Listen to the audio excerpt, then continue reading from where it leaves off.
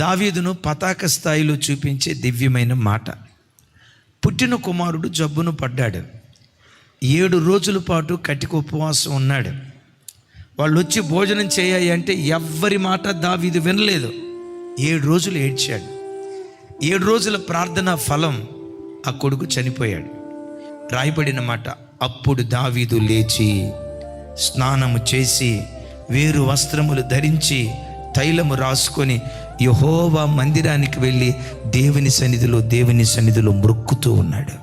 కన్న కొడుకు మరణం కళ్ళ ముందు జరిగితే ఇలాంటి విపత్కరమైన పరిస్థితుల్లో కూడా దేవుని సన్నిధికి వచ్చి దేవుని ఆరాధిస్తూ ఉంటే దేవుడు చూస్తుంటాడు. ఒరే దావీదా, నీవు నీ భక్తి, నన్ను నువ్వు ప్రేమించే విధానం, ఇలాంటి సంక్లిష్ట పరిస్థితుల్లో ఎలా నువ్వు రాగలిగావు?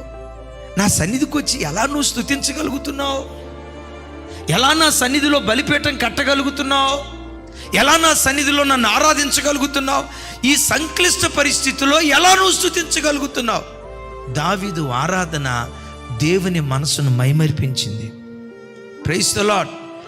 అన్నీ ఇచ్చినప్పుడు ఎవరైనా దేవుని స్తుతిస్తారండి. ఆ సంక్లిష్ట పరిస్థితిలో ఎవరైనా దేవుని స్తుతిస్తారా? అలా స్తుతించిన వాడే దావీదు. అందుకనే దేవుని మనసు గెలుచుకోగలిగాడు.